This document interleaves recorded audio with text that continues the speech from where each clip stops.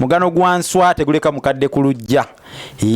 Wadde bagamba nti omukadde ayiga olutabaala atengwa lutenguwe, naye sina ngeri gye nnyinza kussa wansi muwooza nvuma oba munnange siyinza kusuula kitala kya mutabazi neeyowuwe ekisaabaana. Jjukira nti bulijjo omuto anaajoga omukulu amuddiza katwe kankejje. Olaba bwe bagamba nti bato ba leero tebaasoboke ng'eggumba muwadde litaliimu kasomyo siibirinde. Kubanga munnange ekyemmomboze we kyanyiza ng'obojja kaakati luno lulinga lusaave terwetaaga kunaanya. Ng'oli gwe bagamba ow'amalibu akuba ensenyu oba ow'ekiwalaata anoonya akamwano. Kaakati gwe tereera butereezi ku kitentegere oba kyofunye oba ku kitowoolo oba ofunye omusala awo kale bagamba ekitentegere gye bakyagala gye bakyalirira omusala. Naye ow'ensumikambi bulijjo akyalako ewa muganda we Semukkuta akyala wa Namunyenye. Kaakati nno nange nzize n'ebyange naye nga mbajjukiza ekitabo Olulasangeye. Nabagamba buli lwe naaba wano nga ndi ku muzindaalo nja kubajjukiza ekitabo kino kubanga njagala abaana n'abazzukulu mmwe mukiteeke mu nju zammwe mu mpya zammwe buli wamu mukibunyise ennyo mubeere nakyo. Ojja kuweebwa kitiibwa butiibwa ng'olina ekitabo Olulasangeye. Ojja kufuna ekitiibwa ng'olina ekitabo Olulasangeye. Nkiddamu ojja kuba wa kitiibwa nnyo nnyo nnyo ng'okirina mu nju. Yatakirina nze mba mwewuunya. Kirimu ebigambo by'Oluganda olw'edda. Ojja kumanya otya tuwandiika ebintu bino tuyamba emirembe eginaddawo. Bajja nabo kwebuuza bagambe nti nno abajjajjaffe baakola ki tebaafaayo kututeekerateekera. Kuba kati nze nange jjajjange ye yannyamba okunsomesa Oluganda ndumanye. Nze Ssenkulu 222 era olw'okumanya olulimi Oluganda n'obumanyi obwo nsobola okubaako kye ŋŋamba eggwanga. Era nsaba nnyo gavumenti ya Ssaabasajja batuyambe abalina kye tumanyi ku nnono batuteerewo embeera etusobozesa okusomesa n'okwongerayo enjiri eno. Abantu babuulira njiri simanya ya Kristu olulimi lwo tebalufaako. N'emikutu egirowoozebwa okuba nti nno giweereza ennono mu bujjuvu bwayo egimu gyesuuliddeyo gwa naggamba. Babeera mu katembo n'olaba kisajja nga kiri kipiikuula amazina galinga ga kisinsa. Obudde bwe boonoona nga bawa biddiikuula bafube nnyo okuteekako puroguramu ku mikutu egyo egy'ensonga puroguramu ezisomesa. Kino kati ngenda kukibajjukizanga nti tuteeke puroguramu ezisomesa abantu ba Ssaabasajja obubaka obw'ensonga ku TV. Mulimu TV ezimu nga ebifaananyi bye zitulaga twewuunya n'okwewuunya lwaki ze TV zetulinawo nga ze zikiikirira Obwakabaka. Mulimu TV sisonze mu TV nti eno oba eri naye nga weewuunyiza ddala lwaki baagitondawo. Tugenda kufiirwa ennono. Abaliko tebamanyi nnono. Yasoma zi kompyuta zikenkuka. Yafuna diguli bamugamba amanyi diguli mu byaki mu byamawulire naye tafuddeeyo kunoonyereza kumanya nnono. Omuntu ow'engeri eyo kuba ne bannamawulire bennyini tubawuliddeko nga bakyamya abantu mu lulimi, bakyamya abantu mu njogera. N'agamba musimanyanga bakozesa ebisoko. N'agamba musimanyanga omubbi era lwamukutte naye n'abeesimatulako n'amalamu omusubi. Kati oyo munnamawulire naye nga ali ku TV nene.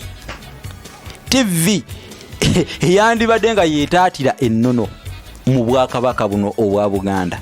TV gye tulowooza nti yandibaddeko bakugu abamanyi olulimi era abalutegeera. Nze ndi mulwanirizi wa lulimi. Siri mulwanirizi wa byabufuzi nedda. Nnwanirira lulimi. Era nze nja kubasojja nnyo ku luwonzi kubanga ndaba nga olulimi lwaffe lugenda nnumwa. Munnamawulire osinzira otya ku TV ennene eringa ekyokulabirako.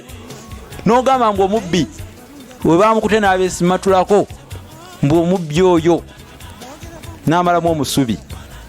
Ekyo kisoko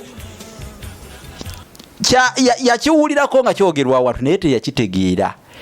Tulina kye tuyita okwokya omusubi n'okumalamu omusulo. Kati kyamubuzaabuza n'agatta bibiri mu kintu kimu. So nga amakulu geegamu tebeebuuza. Tebalina kuwabulwa. Bano bali mu mulembe nga gwe abantu abaasoma ennyo enzungu. Kyokka ate ffe tusuubira nti emikutu gye baliko balina okutuweereza era bateekeddwa okutuweereza mu lulimi lwaffe Oluganda.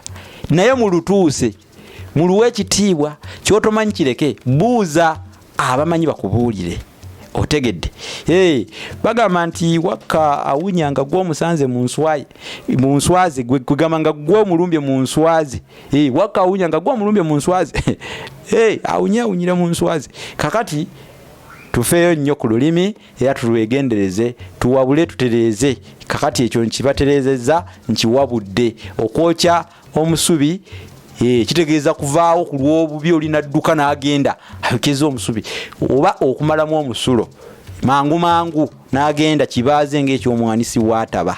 Naye bannamawulire mutereeza ate ensobi nnyingi nnyo. Bannamawulire nja kujja nga nzibagamba nze nina TV zennondola kubanga nze ndi musomesa wa lulimi Luganda era zennondola zeezo zensuubira nti zirina okutuwa ebintu ebituufu mu Bwakabaka bwa Buganda. So mubeereyo nga mukimanyi nti nno waliwo abatambulirako yenze. Ndi musomesa wa lulimi Luganda, ndi mubangufu waalwo, ndi mukenkufu mudwo, Ssengule 222. Kakati mujja kuwulira naye mwetereze mu nsonga eyo, mbasaba mwetereze. Kakati leero kanjogere ekyalo Busega simanyi oba obudde bunsobozesa.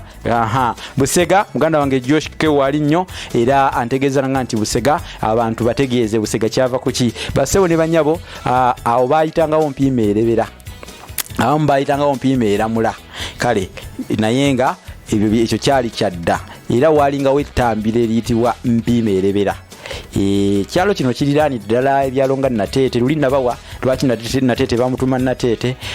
Waliwo awo ebyalo ebiriraanyeewaawo kumpi nnyo. Kyalo kiriraanye era n'enguudo zino oludde Emitiyana n'oludde Masaka eri mu Buddu. Kyalo Busega naye awo walingawo ettambiro mpiima erebera. Kale ensega muzimanyi zaagala nnyo ennyama. Ensega awabeera ennyama we zigenda kale olw'okuba lyali ttambiro nga battirawo abantu. Kakati ensega zaakuŋŋananga ku miti wonna ne zisobola okufuna ku nnyama zeeriire abaatambirwanga. Era munnange olumu Kabaka eyategeerekeka ennyo olw'obukambwe bwe nga ye yateranga n'okugabula ku nsega ezo, munnange yali mwanga ow'okubiri kubanga wayitanga eyo mu mutalo ogwo n'otuuka mu lubiri ng'ozze ddala ozze munnange okulanyaako embuga oba mu lubiri ewa Kabaka nga bakubuuza nti abakulu osanze balya. Babuuza abakulu olowooza bantu kumbe ensega. Gwe kakutanda nga nobeera owakamwakangu n'ogamba mbasanze tebalya oba mbasanze balya. Kakati mbasanze balya nga kiyinza okuwonya naye mbasanze tebalya sibasanze nga bayinza okukutwala ne bakutta bagabula ensega ezo. Nsega kakati ensega munnange zaavaako erinnya ly'omutalo ogwo kubanga oli yagambanga nti tuyise eri mu mutalo ogw'Obusega nga ensega zijjudde emiti gyonna.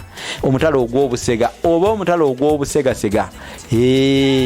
Kale Obusega ogenda eri mu Busega, ogenda eri mu mutala ogujjudde ensega. Eyo mukuddiŋŋana ennyo ebigambo mwavaamu ekigambo Busega, omutalo ogw'Obusega oba omutalo ogw'ensega. Kati bayitayo Busega. Ab'e Busega mbatumiddeko nnyo bw'obanga owangayira naye ng'obadde tomanyi lwaki batumayo Busega. Okitegedde ekyo nakyo.